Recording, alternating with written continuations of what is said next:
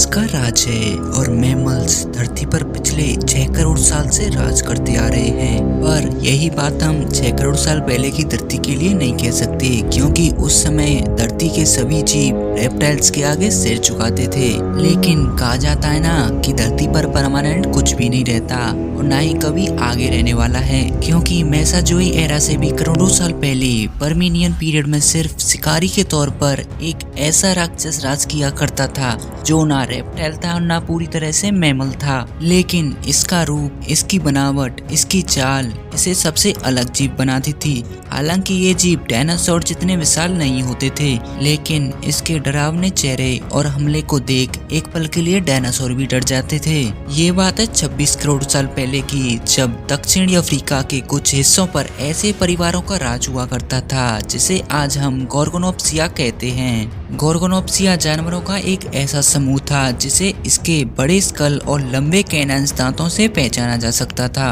वैसे तो गोर्गोनोप्सिया के सदस्य काफी खूंखार हुआ करते थे, लेकिन इनोस्ट्रेंसिविया को सबसे विशाल गोर्गोनोप्सिया का सदस्य माना जाता था। वहीं अगर हम बात करें सेबर टूथ टाइगर की, तो आज से 10,000 साल पहले पाए जाने वाले ये मैमल धरती पर लगभग सभी जीवों पर राज किया करते थे। इन्हें भी इनके लंबे कैनन दांतों से पहचाना जा सकता था, जो इन्हें दिखने में काफी खूंखार बनाते थे। तो आज की इस वीडियो में हम जानेंगे कि क्या होगा जब सेबर टूथ और गोर्गोनोप्सिया का सदस्य आपस में भिड़ जाए। अगर दोनों ही शिकारियों के आकार की ओर नजर डालें तो सबसे बड़े आकार के मिले गोर्गोनोप्सिया के स्कल की लंबाई 60 सेंटीमीटर बताई गई, तो उसके हिसाब से वैज्ञानिकों ने इनकी लंबाई लगभग 11.5 फीट की बताई। वहीं इसका वजन लगभग 300 किलोग्राम तक हो सकता था। वहीं सेबर टूथ की लंबाई लगभग 3 मीटर और वजन लगभग 350 किलोग्राम हुआ करता था। इसका मतलब साफ है, अगर आकार की बात करें तो गोर्गोनोप्सिया सेबर टूथ से बड़े थे, लेकिन जब बात वजन की आती है तो इनमें से सेबर टूथ ज्यादा वजनी हुआ करते थे। अब बात करते हैं इनके फाइटिंग स्किल्स की। गोर्गोनोप्सिया काफी पुराने जीव थे, इसलिए इनका सामना काफी शक्तिशाली जीवों से भी होता रहता था और इन्होंने धरती पर लाखों सालों तक राज किया। गोर्गोनोप्सिया के समय नुंडासुकस और स्कूटोसोरस जैसे खतरनाक जानवरों से इसका सामना होता रहता था। और आपको बता दें कि ये दोनों ही जानवर काफी खतरनाक और इनकी त्वचा लोहे जैसी मजबूत होती थी, लेकिन इसके बावजूद भी गोर्गोनोप्सिया इसका शिकार कर लिया करते थे।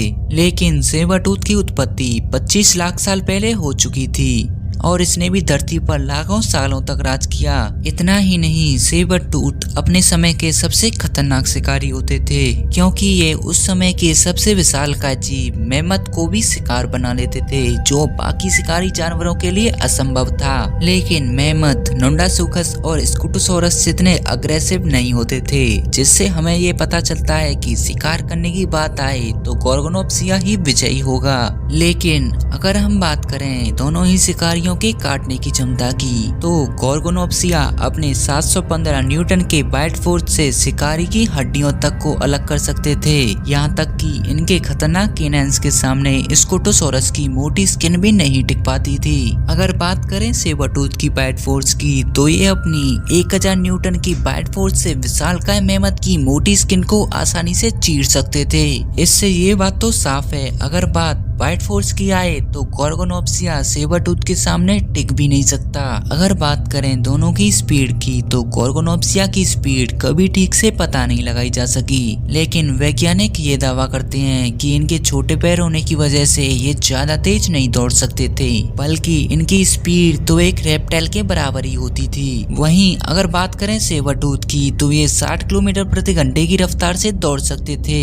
इससे हमें ये पता चलता है कि सेबर टूथ रफ्तार के मामले में गोर्गोनोप्सिया से कई आगे थे। और अंततः अब बात करें इनकी लड़ाई की, अगर इन दोनों का आमना सामना होता तो लड़ाई 50-50 की होगी, क्योंकि दोनों ही जानवर अपने समय के खूंखार शिकारी हुआ करते थे।